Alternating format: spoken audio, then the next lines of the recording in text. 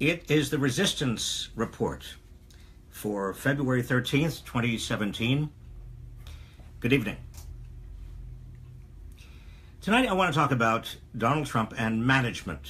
Remember, he sold himself as being a successful business executive who could manage Washington, do better than manage Washington. He actually said that he would whip government into shape. That was his large selling point. A lot of people who didn't like his hatefulness, didn't like many of his character and temperament aspects, nevertheless voted for him because they said, well, we need a businessman. We need somebody who is a manager, who can be tough and who can make the decisions that have to be made in government. Government is just not working well. It's dysfunctional. And we want somebody who, as a businessman, who is going to whip government into shape. Now, let me tell you something. I was once a cabinet secretary. I ran a department of about 18,000 people. I would like to think I did a pretty good job. It wasn't easy. Managing in the government is different from managing a corporation. In managing a government, you've got to deal with much more complicated issues because the goals are not simply maximizing shareholder returns. You've got many bosses, you've got many constituents, you've got to do the right thing. It's complicated ethically, it's complicated in terms of practice. Anyway, so how is Donald Trump doing? We're now into, believe it or not, the fourth week of the Trump administration. And how is he doing? Well, he's showing himself to be the most disorganized, incompetent, sloppy manager in recent memory. The entire White House is dysfunctional. It's more dysfunctional than I ever remember it, and I have had pretty close contact with some White Houses that have not been the model of functionality. This White House is coming apart at the seams. In any halfway competent administration, for example, Michael Flynn, the National Security Advisor, would be out on his ear by now, particularly if he did, in fact, do what the intelligence agencies are now reporting that he did, and that is contact Russians, Russian operatives, the Russian embassy officials, before even the Trump administration came into office, and told them that the sanctions that the Obama administration was going to put on Russia were going to be removed by Trump. I mean, anybody who did that is violating the law and potentially acting in a treasonous manner. And if the intelligence community has all of this information against Michael Flynn, what in the world is he doing hanging out? What we heard today from Sean Spicer is that Donald Trump is thinking about it. He's thinking about it. Sean Spicer himself, the communications director, the press secretary, has become a joke, a walking, talking joke.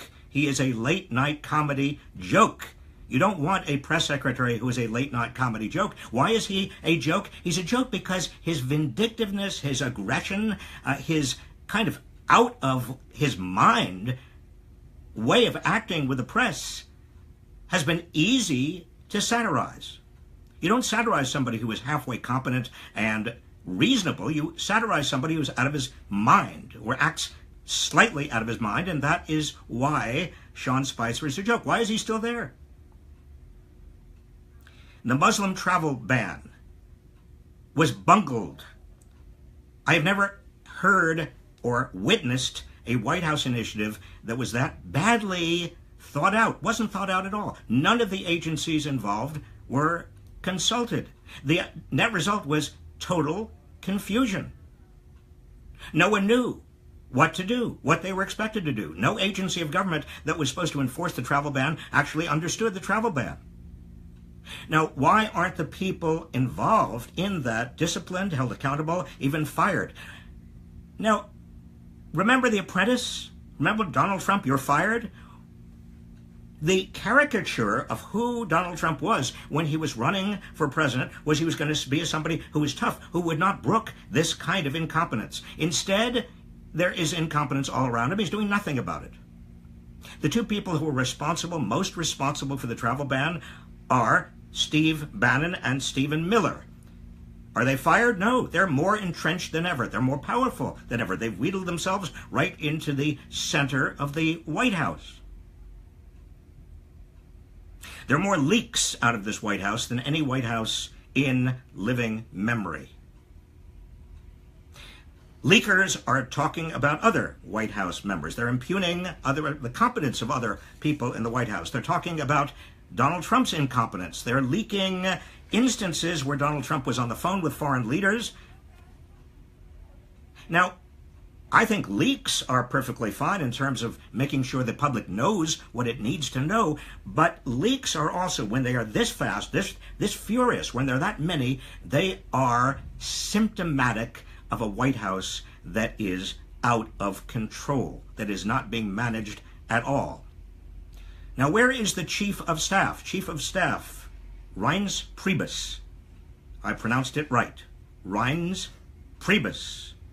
He seems to have absolutely no idea what he's doing. A White House official complained to the Washington Post, leaks again, quote, "We have to get Reince to relax into the job and become more competent because he's seeing shadows where there are no shadows. He's becoming paranoid." Trump's buddy Chris Ruddy describes Priebus as being in, quote, "way over his head," unquote. Well, you might describe Donald Trump as being way over his head as well. Infighting in the White House is wild. Again, I've been around many White Houses. I've never seen anything like this. Rumors are swirling that Kellyanne Conway wants Priebus's job and Stephen Miller is eyeing Spicer's job, and Spicer is what? Nobody trusts anybody.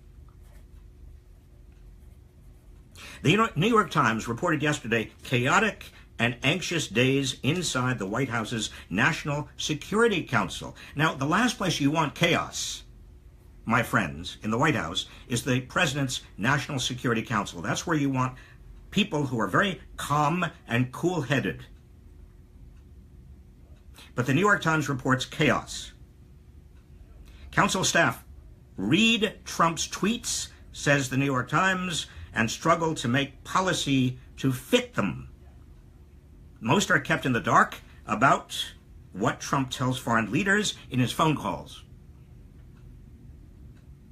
Now, remember, Donald Trump spent over a year criticizing Hillary Clinton for jeopardizing national security because of her emails.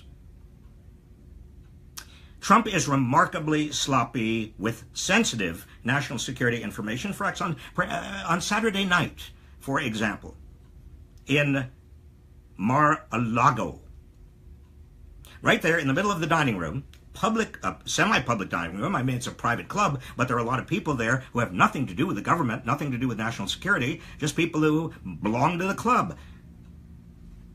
Saturday night, after North Korea launched its test missile, a violation of an agreement. Well, what happened? Instead of going off with his national security team and being briefed on it and looking at the documents and making decisions, what did Donald Trump do? He sat there in the middle of the dining room, and the national security briefing occurred right there in public in the dining room. He used a mobile phone at his table in the middle of the private club's dining area within earshot of private club members. A guest at the club even posed with a military aide who carries the football. That's the briefcase containing the nuclear codes. Somebody who has nothing to do with national security, who never had a national security clearance, is posing there in the middle of the Mar-a-Lago dining room with the nuclear codes. And this is Donald Trump, who criticized for a year and a half, went after Hillary Clinton for jeopardizing national security because she had a private email server. Carelessness. Dysfunctionality, lack of caring. News today that the U.S. intelligence community is so convinced that Trump and his administration have been compromised by Russia that they are no longer giving the White House all of their more and most sensitive information. Now, let me repeat that, because this is really a big deal. The intelligence community is so convinced that Trump's White House is compromised, that there are leaks not only to the press in the United States, but leaks of intelligence directly to Russia, that they are no longer, the intelligence community is no longer giving the White House, Trump, the most important and most sensitive national security information. The commander-in-chief is not getting the information because the intelligence community thinks that he's surrounded by hackers. A National Security Council official says the National Security Agency, this is the agency that is the top secret agency, is systematically holding back some of the important stuff, good stuff from the White House, fearing Trump and his staff cannot keep secrets. The intelligence community is even concerned that the White House Situation Room, now that is that top secret place in the White House where intelligence briefings occur, that room itself has been compromised by Russia. So, my friends, it turns out that Donald Trump is not a tough manager, as he said he was when he ran for president, as many of the people who voted for him believed he was. He's not even a halfway skilled manager. He seems to have absolutely no interest in managing whatsoever. Instead of whipping the government into shape, Donald Trump is whipping it into chaos. It's just like his promises to drain the swamp, remember that?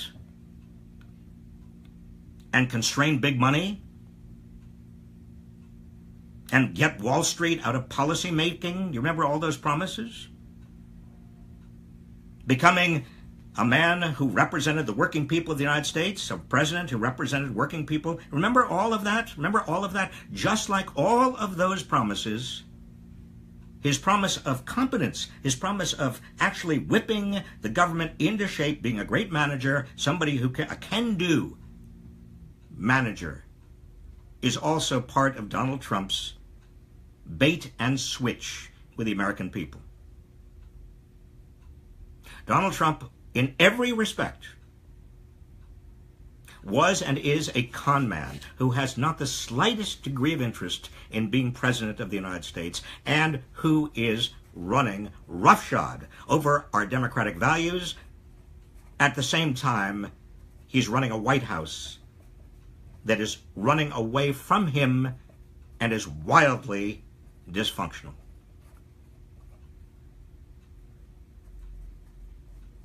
Now, the constraints on Donald Trump, as I have talked about before, but let me put a fine point on it. Number one, we have the courts.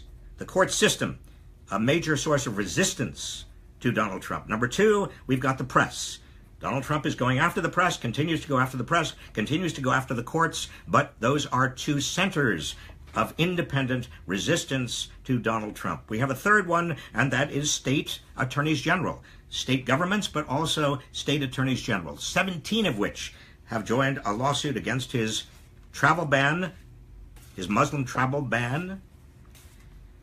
But the most important source of resistance to Donald Trump is you, continues to be you. Starting this weekend, members of Congress are going back home for their meeting with constituents, meetings, town halls with constituents. This is your opportunity to find out where those meetings are. Go to indivisibleguide.com and you can find out for your congressional district and your senators. Find out where those meetings are. Go to those meetings. Ask hard questions. Don't stop asking until you get an answer. If you have a representative or a senator who's doing a good job, congratulate them, support them, tell them you have their back. If you don't, tell them not only will you not vote for them again when they are up for re-election, but you will organize and mobilize against them. Make a ruckus. Let them hear you. Let them know that you are present, alive, powerful. This is a government of the people, by the people, for the people, not for Donald Trump. And now your questions. Scott Druckenmiller. Is the incompetence just a distraction from something bigger? Scott, it is a distraction, and there are a lot of big things going on in terms of trampling on our democratic institutions. But the incompetence is a big problem. Now, ordinarily, you would say incompetence is a problem because you can't get anything done. But when you have a national security agency that is not giving Donald Trump information, vital information a president ought to have, when you have leaks, a fear that even the Situation Room is not a safe place because of Russian hackers, when you have an atmosphere in which everybody is berating and undermining everybody else, when nobody trusts anybody else, anything can happen. That's the fear. Anything can happen. When Donald Trump is making national security decisions in the middle of his dining room, in his club in Mar-a-Lago, this kind of incompetence goes beyond normal range of incompetence. And it invites huge mistakes. Craig Yak, why has Bannon been out of the picture for the last few weeks? Are they trying to keep attention off of him? Bannon is, Craig, a key player, and he's smart enough to know he needs to get out of the limelight. The people who are all crowding into the limelight, Stephen Miller and Kellyanne Conway, and of course, Sean Spicer has to be in the limelight. He's press secretary. But the people who are crowding into the limelight are usually people who want the attention, need the attention, and want to prove to the president that they are loyal and even more outrageously aggressive than he is. That's almost impossible, but they do. The people who really have the power are the people who don't show up very often, who basically say no to press interviews. And Bannon, most of the time, is in that inner circle. Next question. Lydia Copley. The waitstaff at Mar-a-Lago are foreign temp workers. How many governments have spies there? Lydia, I don't know. Very good question. Lisa Coughlin. Are the White House leakers whistleblowing patriots or disgruntled insiders vying for position? Lisa, I wish they were whistleblowing patriots, but knowing who they are, and we have seen many of them, and we know the bios of many of them, no, they are almost entirely disgruntled insiders. They are vying for attention, vying for position. They all want Donald Trump to think they're wonderful. And one of the biggest management problems any manager has, in private sector or public sector, is to be sucked in by those people around him who just want to do nothing but tell him how wonderful he is. Any manager knows that you can't listen to those people. You've got to find people who give you constructive criticisms, who basically tell you what you're doing wrong. Donald Trump does not want to ever be told what he is doing wrong. Donald Trump only likes to be surrounded by people who tell him what he's doing right, tell him that he's the best and most wonderful and brilliant, which is why he is screwing up so badly in terms of the White House. Teresa Flynn, what was the website for the town halls? Teresa, it's called Indivisible Guide, indivisibleguide.org. I'll say that again, indivisibleguide.org. We're also we're going to be doing a video. It's coming out, I hope, in the next few days, this week, and it'll be about how you can be effective at town halls. And we are doing it with indivisibleguide.org. Alicia Bergley, what's the best way to find out what is true is being inflated by either party? Alicia, If what you're asking, I think, a very important, profound question, which I never thought we would have to spend time on. I never thought it was going to be an issue in my life of work in and around politics. I never thought somebody would really be confused about where to find the truth, but people are confused right now. I would say the first place you need to look at is the major newspapers, New York Times, Wall Street Journal. They balance each other out. They are not identical. They don't have the same point of view. But I read both every day. I read The Economist, which is slightly right of center, but it's good. I read investigative reporters who I believe in, and I will, at some future session with you, I'll give you a list of who they are. But I avoid, like the plague, those undisclosed, undocumented, hacking kind of websites that are just sensational, that do nothing but make up stories or float stories or give you stories. Breitbart News is a good example. That is just trucks with lies, nothing but lies. Diana Hammendorfer. Why aren't Republicans speaking out about inflammatory comments made by Stephen Miller this weekend? I think you're talking about, Diana. And Republicans are still lacking any backbone. Every time I think there's one Republican with a backbone, maybe Susan Collins, she certainly showed a little bit of backbone standing up to the Republicans with regard to Betsy DeVos. And also Lisa Murkowski had a little bit of backbone, two Republican senators, and John McCain, a little bit of backbone, not much. Why aren't they showing more backbone? Why aren't they saying that Stephen Miller this weekend, when he made ludicrous statements about the president, can't even be reviewed? The president's decisions about national security can't even be reviewed by the courts? That's silly. That's unconstitutional. That displays a complete ignorance of the Constitution. Why aren't Republicans shouting about that? Well, they will. Right now, they are still cowed by Donald Trump. Allison Blattner, I'm just finishing up my BA in political science. I want to help make real change that our nation needs. Any words of wisdom? Allison, go into politics. Run for the school board. Run for your city council. Run for Congress. Get involved. Get engaged. Support somebody who you really believe in. Work for them. Make political engagement not just something you talk about, but an actual, solid, palpable, weekly, if not daily, practice. That's how you can make a difference. I think we have time for one more question. I gave you the wrong address with regard to Indivisible. Sorry.